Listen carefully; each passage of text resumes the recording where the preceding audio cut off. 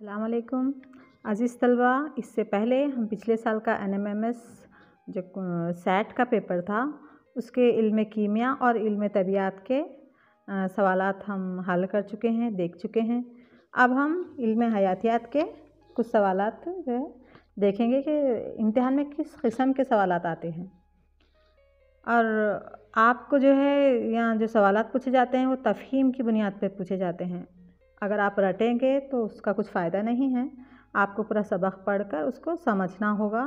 तो हमारा 24वां सवाल है इल्म हयातियात में, इल्म हयातियात का पहला और NMMS का 24वां नंबर। तो खाद के लिए सही बयान है ए नामियाती खाद, या बी मसनवी गैर नामियाती नमक, या सी सड़े गले अशिया मिट्टी में ज़रख़ीज़ी बढ़ाते हैं, या डी पौधों के तग़ज़िये के लिए कम फ़ायदेमंद है।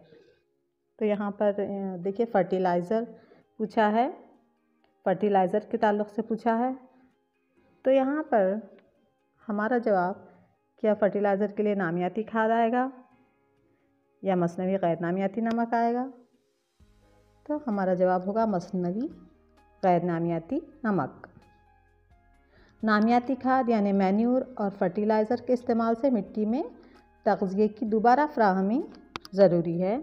फसलों की नई किस्मों के आने से क्या हो गया है, कीमियाई फर्टिलाइज़र का इस्तेमाल बहुत ज़्यादा होने लगा है। तो यहाँ पर फर्टिलाइज़र यानी मसनवी गैर नामियाती नमक जिसको तैयार किया जाता है।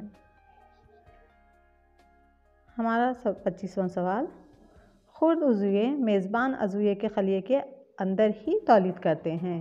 तो कौन से खुर्द अज़ुए हैं जो मेज़बान अज़ुए के खलियों के अंदर ही तौलीद करते हैं? क्या वो बैक्टीरिया हैं, या फफूंद हैं, या वायरस हैं, या प्रोटोज़ोआ? सोचिए जी, वो हैं वायरस। तो वायरस बहुत छोटे होते हैं बच्चों, ये सिर्फ मेज़बान अज़ुए के खलियों के अंदर ही तौलीद करते हैं। ये मेज़बान अज़ुया कोई बैक्टीरियम हो सकता, पौधा या जानदार हो सकता है। तो ये क्या हैं, वायरस मेज़बान अज़ुए के खलियों के अंदर तौलीद करते हैं। आप पढ़िए दूसरे बैक्टीरिया के ताल्लुक़ से, फफूंद, वायरस, प्रोटोज़ोआ, इन सभी खुर्द अज़ुओं के ताल्लुक़ से पढ़िए और इनसे होने वाली बीमारियों के ताल्लुक़ से भी आप मालूमात हासिल कीजिए। तो किसी भी किस्म के सवालात आ सकते हैं, इन वायरसी बीमारियों के ताल्लुक़ से पूछ सकता है, या बैक्टीरिया से होने वाली बीमारियों के ताल्लुक़ से, ऐसे कई सवालात मुख्तलिफ़ किस्म के पूछे जा सकते हैं। आइए अगला सवाल, सवाल नंबर 26, साइंसदान और उनके खिदमात की सही जोड़ बनाइए। तो ये देखिए, ये नॉलेज पर मबनी सवाल है, आपकी मालूमात पर। यहाँ पर तो लुईस पास्चर ने क्या किया, क्या पेंसिलिन की दरियाफ़्त की, या चेचक के टीके की दरियाफ़्त, या बैसिलस एंथ्रासिस की दरियाफ़्त, या तख़मीर की दरियाफ़्त? तो लुईस पास्चर ने तख़मीर की दरियाफ़्त की, अम्ल तख़मीर, पास्चराइजेशन। तो ए का जो है तख़मीर की दरियाफ़्त 4th आएगा। अब भी अलेक्जेंडर फ्लेमिंग ने क्या किया, अलेक्जेंडर फ्लेमिंग को इत्तेफ़ाक़िया तौर पर पेंसिलिन किसने दरियाफ़्त की थी, इत्तेफ़ाक़ी दरियाफ़्त हो गई थी वो। तो अलेक्जेंडर फ्लेमिंग पेंसिलिन की दरियाफ़्त। नेक्स्ट है एडवर्ड जेनर ने चेचक के टीके की दरियाफ़्त की थी। और रॉबर्ट कुच, इसने बैसिलस एंथ्रासिस की दरियाफ़्त। तो पढ़िए सबक, मुख्तलिफ़ साइंसदानों ने क्या क्या दरियाफ़्तें की, उनकी इजादात, दरियाफ़्तें वग़ैरह तो जानिए। अगर आपको मालूमात हो गई तो आप जो है सही जोड़ लगा सकते हैं। तो ए का चौथा, बी का 4th, बी 1st, सी 2nd और डी 3rd। तो हमारा जवाब जो है ए ऑप्शन जो है सही होगा।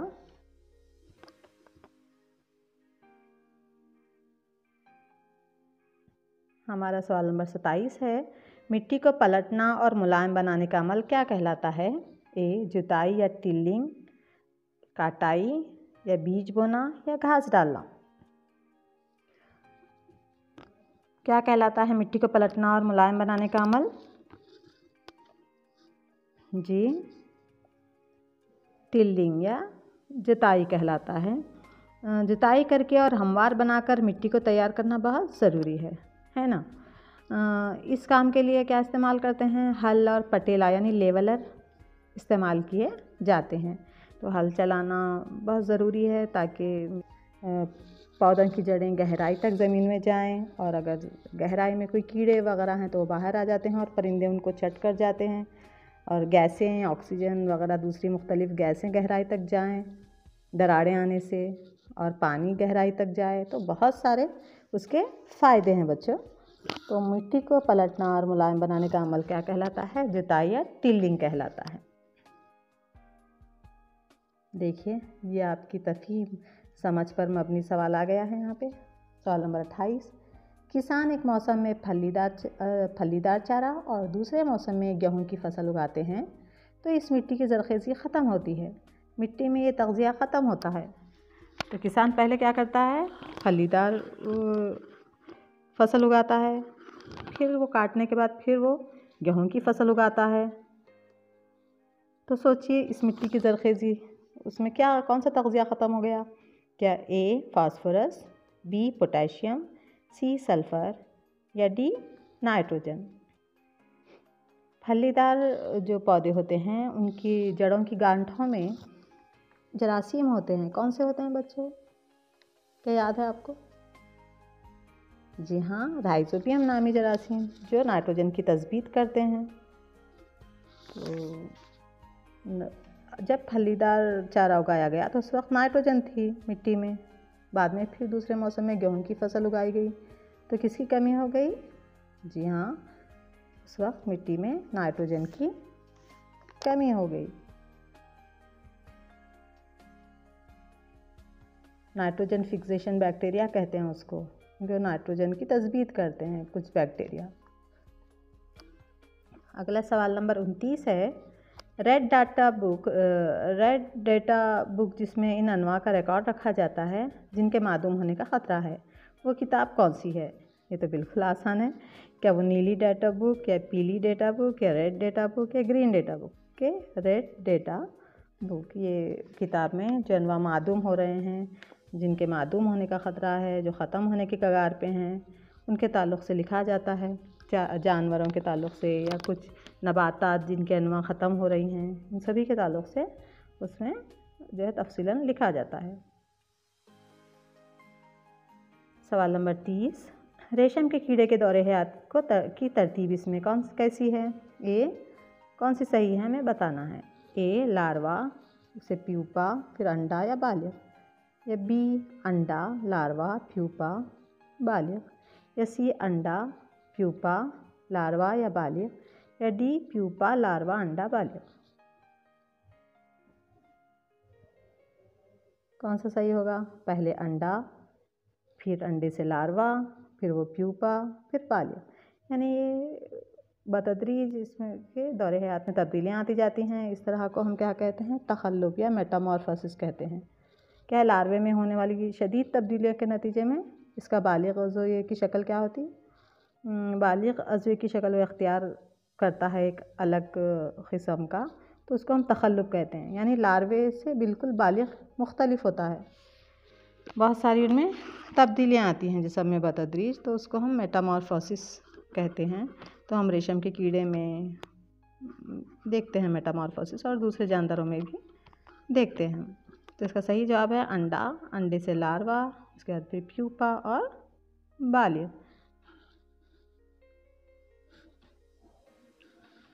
आइए सवाल नंबर 31, मादगीन के अज्जा हैं?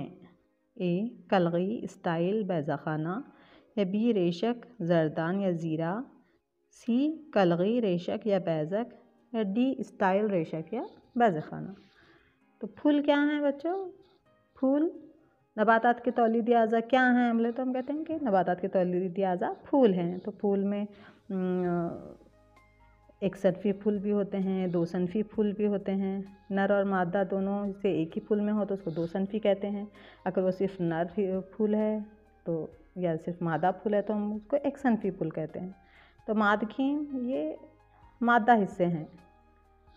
मादा हिस्सों में, फूल के मादा हिस्सों में क्या क्या आएंगे उसमें आती है, आप देखिए फूल के मादा हिस्से और फूल के नर हिस्से अपनी किताब में और किस किस से मिलकर बने होते हैं बोलकर देखिए।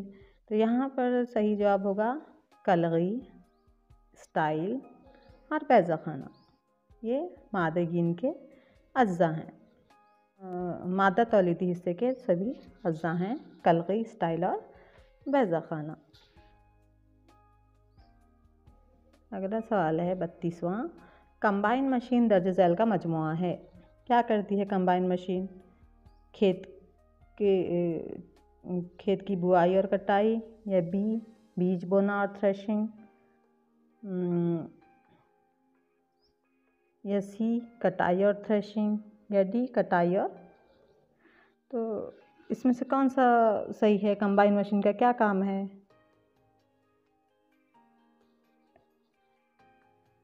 इसका सही जवाब है कटाई और थ्रेशिंग। ये कंबाइन मशीन क्या करती है? कटाई भी करती है और थ्रेशिंग भी करती है। पकी हुई फसल को हाथों या मशीनों के ज़रिए काटने का काम हार्वेस्टिंग, कटाई कहलाता है बच्चों। और फिर उन दानों को भूसे से अलग करना क्या कहलाता है? थ्रेशिंग कहलाता है। तो ये मशीन कटाई भी करती है और फिर दानों से भूसे को अलग भी करती है, कंबाइन मशीन। तो ये दोनों काम करती है। तो हमारा सी ऑप्शन सही होगा, कटाई और थ्रेशिंग। सवाल नंबर 33। ब्रायोफाइलम में नस्ल अफजाइश का हिस्सा है। तो ब्रायोफाइलम में नस्ल अफजाइश का जो हिस्सा है वो होते हैं उनके पत्ते। तो पत्ते ब्रायोफाइलम में नस्ल अफजाइश का हिस्सा है। तस्वीर में हमने देख रहे हैं किस तरह पत्तों के किनारे से दूसरा नया पौधा फूट रहा है और वो उससे अलग हो जाता है कटकर, फिर एक नए पौधे की अफजाइश करता है। सवाल नंबर 34। एक बालिग मेंढक में टैडपोल की बढ़ोतरी की तरतीब है। क्या कहेंगे हम उसको? ए तखल्लुक, बी कली, सी ज़रखेज़ी, या डी नस्ल अफजाइश। जी, इससे पहले हम देखे तितली में भी कि बतदरीज मरहलावार उसके जिस्म में तब्दीलियाँ आ रही थीं, उसी तरह बालिग में भी टैडपोल की बढ़ोतरी जो है क्या कहलाती है? वो मरहले उसके तखल्लुक, मेटामॉर्फोसिस। तो क्या है, यहाँ लार्वे में होने वाली शदीद तब्दीलियों के नतीजे में उसका बालिग अज़ुए की शक्ल इख्तियार करना तखल्लुक कहलाता है। तो बहुत शदीद तब्दीलियाँ होती हैं। जो लार्वा होता है बिल्कुल मुख्तलिफ होता है बालिग से, या जो भी स्टेजेस हैं बालिग से बिल्कुल मुख्तलिफ होते हैं। देखिए आप मेंढक के छोटे बच्चों को आप देखे होंगे, बिल्कुल वो मछली की तरह नज़र आते हैं। शायद कभी आपने मछलियाँ समझ के कहीं से लाके घर के जो है हाउस में डाला भी होगा, तो बाद में वो मेंढक बनकर निकल गए होंगे। तो इस तरह भी होता है कभी। तो इसको हम कहेंगे तखल्लुक। बिल्कुल लार्वा या टैडपोल वगैरह बिल्कुल बालिग से मुख्तलिफ होते हैं। इस तरह से जो इनमें तब्दीलियाँ आती हैं उसको हम तखल्लुक या मेटामॉर्फोसिस कहते हैं। सवाल नंबर 35। इंसानों में मादा तौलीदी अज़ा के हिस्से यहाँ डायग्राम में दिए गए हैं ए बी सी।